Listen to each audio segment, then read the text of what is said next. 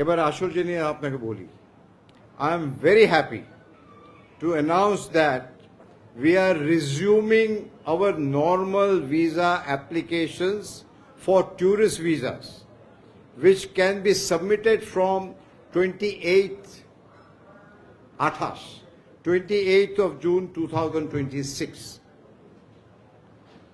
আবার আমি পড়ি that I am very happy to announce that we are resuming our normal visa operation application for tourist visa, which can be submitted from Sunday the 28th of June 2026.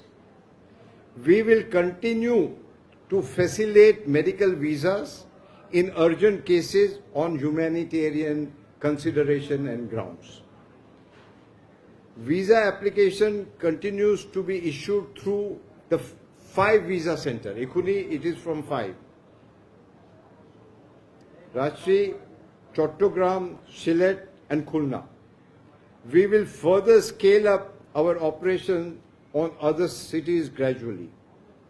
We hope that this will further strengthen the people-to-people ties between our two sovereign nations. আমি দেখতেই পাচ্ছেন যে সোজা এসছি honourable প্রেসিডেন্টকে আমার যা credential আজকে ওনাকে দিলাম, গ্রহণ করলেন উনি। I am grateful to honourable president and the people of Bangladesh, যে আজকে আমি খুবই প্রাউড মনে করছি যে আজকে বাংলাদেশে আমি ইন্ডিয়ার হাই কমিশন হিসেবে আজ থেকে আমার কাজটা আরম্ভ হল। যখন বর্ডারে আপনার সঙ্গে মুখামুখি হয়েছিল ওই সময় সবচেয়ে প্রথম প্রশ্ন আমাকে যা জিজ্ঞেস করেছিল ওই প্রশ্নটা ছিল ভিসার কি হবে।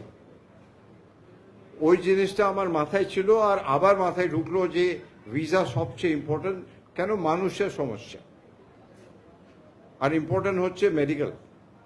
তাই জন্য আজকে প্রথমে আমি পুরো ঘুরে দেখলাম, আর খুবই ভালো লাগলো যে অনেকদের সঙ্গে আমার একটা ডিসকাশন হলো, ওদের কি সমস্যা আছে। অনেক বাচ্চারাও এসেছিলেন। আমি খুবই খুশি যে ওদের সঙ্গে একটা ভালো একটা যাকে বলে ডিসকাশন হলো। ওরাও অনেক সাজেশন দিল। ওই সাজেশনটা আমি আমাদের অফিসারকে বললাম যে এটা ভালো সাজেশন। অনেক বাচ্চারা আসে, বাচ্চার জন্য একটা আলাদা ঘর দরকার, আলাদা ঘর যেখানটা টয়স হবে, বাচ্চাদের জন্য কিছু খাওয়া দাওয়া হবে, কিছু এখানটা জল, পানীয় জল, মিন্স বাচ্চারা যার ভালোভাবে, কেন কি অনেক সমস্যা হয়, একটু যদি ওয়েট করতে হয় বাচ্চাদের জন্য অনেক সমস্যা হয়। যেন ওই জিনিসটা আমি বললাম আমার অফিসার থেকে। আর যারা হুইল চেয়ারে আছে ওদের জন্য র্যাম্পের যদি দরকার হয়। কিন্তু আমি মোটামুটি অনেক খুশি যে যা আমি ফ্যাসিলিটিটা দেখলাম, সত্যি আমাকে ভাল লাগলো। আমাদের অনেক ফ্যাসিলিটি যে প্রাইভেট সেক্টরে আছে কলকাতায়, ওই সবচেয়ে আমি ভাবলাম যে এখানটা খুবই ভালো, কিন্তু সব জিনিসে একটা ইমপ্রুভমেন্ট করাই যায়। তাহলে আজকে আমি যা বললাম যে নর্মাল ট্যুরিস্ট ভিসা,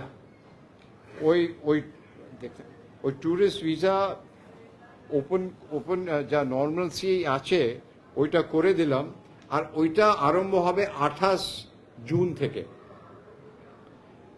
ওই নর্মাল ভিসা অপারেশন যাকে বলে for tourist visa, medical visa তো এমার্জেন্সিতে আগে সাবমিট হতো, ওইটা চলবে। এখনই 5 জায়গা আমি নামটা পড়ে দিলাম, 5 সেন্টারে হবে। কিন্তু আস্তে আস্তে আমি ওই সেন্টারগুলো যা আগে ছিল ওইটা বাড়াবো। আর এইটা আমি অনেক খুশি, এটা আমাদের জন্য ভালো, এখানটা মানুষের জন্য ভালো। এইটা একটা আমারও সবার পাওনা ছিল, আর আমার পক্ষেও এটা যে প্রথম জিনিসটা আমি যা করলাম অ্যাজ এ হাই কমিশনার, এর আগে তো আমি করতে পারতাম না। প্রথম জিনিসটা এটা করলাম, আমি অনেক খুশি। আর আশা করি যে এখানটা সাধারণ মানুষও খুশি হবেন।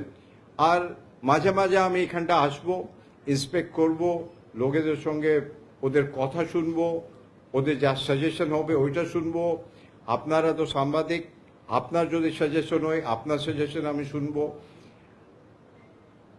সব মিলে একটাই আছে, যা সুবিধে, কেন অনেক মেডিকেল পেশেন্ট আসে, ওদের সবচেয়ে ভালো সুবিধে কিভাবে আমরা করতে পারি।